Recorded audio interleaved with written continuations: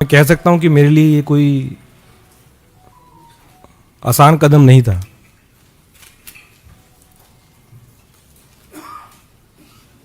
अन्ना जी के दिन से हम पार्टी से जुड़े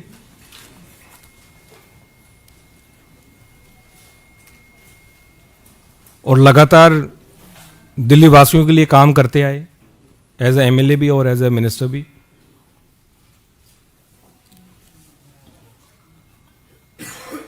और सही पूछे तो कुछ लोग सोचते होंगे कि ये ओवरनाइट कुछ डिसीजन हो गया या किसी के दबाव में ये मैंने निर्णय लिया। हर एक व्यक्ति जो ये सोच रहा है कि किसी के दबाव में मैंने निर्णय लिया, मैं ये कहना चाहता हूं कि मैंने आज तक किसी के दबाव में आके कोई काम नहीं किया, कोई काम नहीं किया। और राजनीतिक जीवन में लगातार 2015 से पार्टी में रह के, एमएलए रह के और एज ए मिनिस्टर भी दबाव में आके मैंने कोई काम नहीं किया। तो जितने भी ऐसी मुझे सुनने में आ रहा है कि ऐसा कोई नैरेटिव बिल्ड करने की कोशिश की जा रही है कि जिन्होंने ईडी के दबाव में कर दिया, सीबीआई के दबाव में कर दिया, तो ये सारी मेरे ख्याल से गलतफहमी है। इस प्रकार का नैरेटिव बिल्ड किया जा रहा है और ये कोई एक दिन का निर्णय नहीं है। मैं तो पेशे से वकील हूं, वकालत छोड़ के हम आम आदमी पार्टी से जुड़े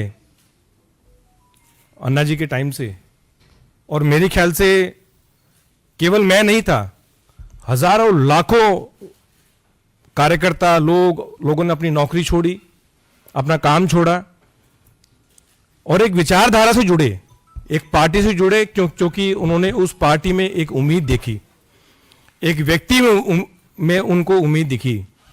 उस विचारधारा से वो जुड़े और मैं भी जुड़ा और लगातार दिल्ली वासियों की सेवा करने के मकसद से मैं जुड़ा पार्टी में। राजनीति करने का मेरा और कोई मकसद नहीं था, लेकिन केवल अगर कोई मकसद था तो सिर्फ लोगों की सेवा करना और दिल्ली का हम किस प्रकार से विकास कर सकें, उस मकसद के लिए हम जुड़े। लेकिन जब अपनी आंखों के सामने अगर जिन वैल्यूज के लिए हम इकट्ठा आए, जिन वैल्यूज के लिए आम आदमी पार्टी ज्वाइन की, अगर वो बिल्कुल कॉम्प्रोमाइज्ड होते हुए अगर देखने को मिली तो फिर कहीं ना कहीं पीड़ा। और ये मेरे शब्द हो सकते हैं, लेकिन मैं गारंटी के साथ कहता हूं कि इन शब्दों के पीछे वो लाखों हजारों कार्यकर्ताओं की आवाज है, वो भावना है कि जिस मकसद के लिए वो जुड़े थे वो आज उनको नजर नहीं आ रहा। एक आम आदमी की सेवा करने के लिए जुड़े थे, वो आम आदमी से मेरे ख्याल से सब वो लोग खास हो गए हैं।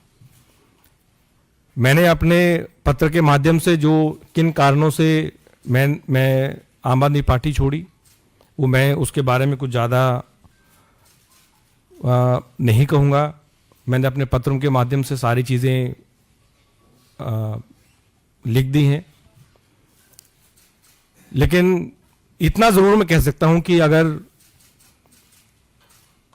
कोई सरकार अगर लगातार हर छोटे विषय पे, हर बड़े विषय पे अगर केंद्र सरकार के साथ पूरा समय, चाहे उसके मंत्री हैं चाहे चीफ मिनिस्टर हैं, अगर पूरा समय अगर वो लड़ाई में निकालेंगे तो मेरे ख्याल से दिल्ली का विकास नहीं हो सकता। दिल्ली का विकास अगर हमें करना है तो अपने अच्छे संबंध बना के रखने ज़रूरी हैं। मेरा जितना समय एज ए मिनिस्टर निकला, जितने भी विभाग रहे, मुख्य रूप से आज भी मुझे एज ए ट्रांसपोर्ट मिनिस्टर ही जाना जाता है, और जितना भी मुझे मौका मिला मैंने पूरी कोशिश की कि चाहे वो केंद्र सरकार है चाहे एलजी से है, क्योंकि हमारा मकसद दिल्ली वासियों के लिए काम करने का था। हमारे पॉलिटिकल एम्बिशंस को आगे रखने का नहीं था, अपने पर्सनल एम्बिशंस को आगे रखने का नहीं था। मेरे ख्याल से जितने भी लोग आम आदमी पार्टी में जुड़े, उनका मकसद अपना